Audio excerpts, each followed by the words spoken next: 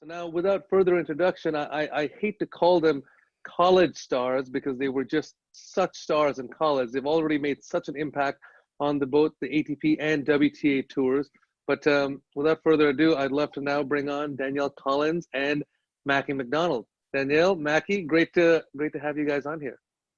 Thanks, Prakash. Hi. And I played with a lot of adults, and I played in little doubles leagues, and I played against some male singles players, and yeah, it was fun. I mean, I always kind of, when I was younger, saw it as something that I enjoyed doing. I didn't really look at it as, putting in the work, and I put so many hours into it at a young age. I think that kind of set me up for a lot of success as I got older. Yeah, I mean, I started young. I was always really competitive. I mean, that's something that's always helped me with my tennis career throughout the whole thing. It's just me really wanting to win and really perform well. So that always drove me, but my coaches also just really drove me. So my first coach, Rosie, she was super tough on me. I mean, there was a lot of hours that we put in. It was before school, starting first grade, 3 times a week. It was 6:30 to 8:30 before school, go to school, and then I go straight to the courts again. And I'd train from like 3 to 6, and then I go home. So that was, I mean, I was just always on the tennis court, and I feel like, just putting in all those hours is so key, and just having exposure. This is why I'm competitive. And it really is. I mean, I feel like when you play against all different types of people and you're in that competitive environment, even if it's not at the highest level, you learn to be a competitor. So it is what it is. Hey, listen, we all love it. We all love watching it. The sport is better for it. Everyone out there, get out there, play matches. We got the new UTR match play initiative, so take advantage of that. That's how you get better. Danielle, what would you say to someone who's thinking about, you know what, I might skip college, just go straight to pros? Would you have any advice one way or another? Yeah, I mean, I think there's really extraordinary, exceptions. Like, I mean, if I was Coco Gauff, I think it's, pretty obvious, maybe not to go to college. You don't have to go to college when you're going to be a millionaire at 15.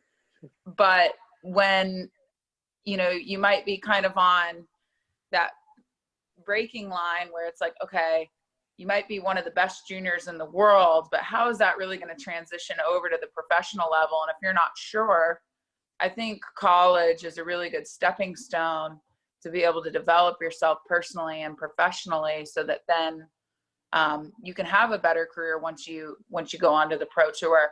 It's interesting with tennis, like in baseball, they have like the minor league system and you work your way up. But in tennis, it's like you go from juniors to the pros and that's it. And there's not really like that.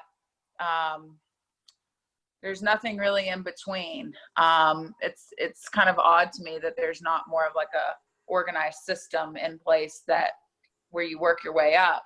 So I think college is the perfect way to be able to continue to develop your game. And I really think everybody should go to college. Mackie, let me ask you, UTR powered by Oracle, their platform, they have different tools, metrics, and so forth that you can use to help improve your game. Is there any technology from there or otherwise that you sort of take a look at when you're analyzing your game?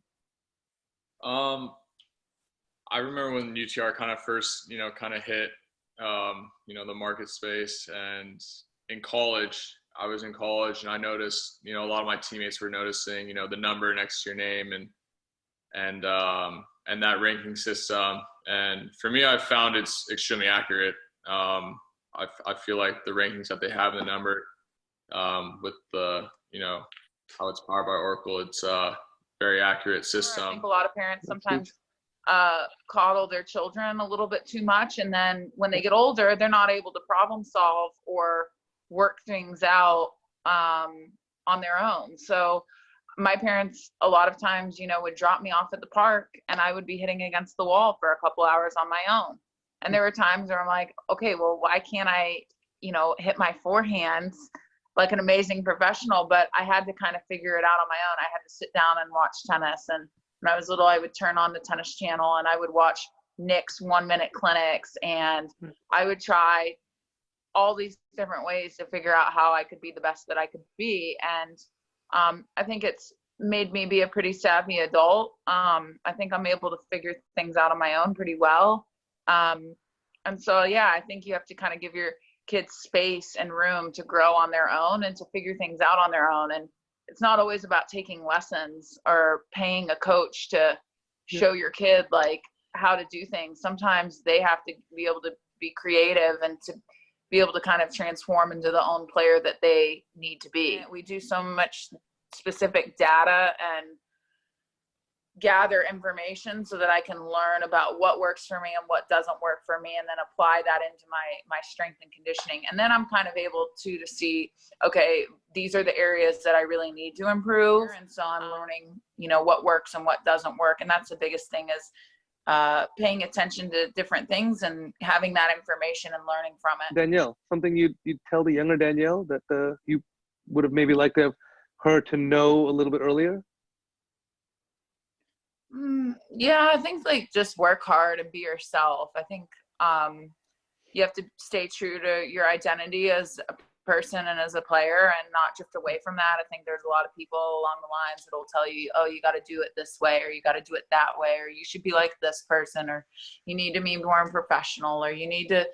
And I think it's important too not to take yourself too seriously, because I think there's a lot of people out there, like not just in tennis, that just take themselves way too seriously. And you have to be yourself, and you have to, you know, take it all in and enjoy. Yeah, I'm kind of that guy that kind of takes it too seriously sometimes, like Danielle said.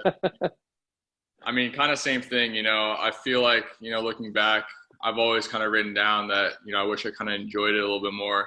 But I mean, but at the same time, for me, I feel like, you know, having, you know, some of that pressure, like that fear a little bit of, you know, not making it or not, you know, reaching some of my goals has pushed me to like work at my goals harder. So I would say enjoy it, but I mean, there's just that fine balance, you know, of working hard, but also, you know, being grateful for, you know, all the things you get to do, or travel, play tennis, and then hopefully one day play tennis for a living. I mean, it's a dream.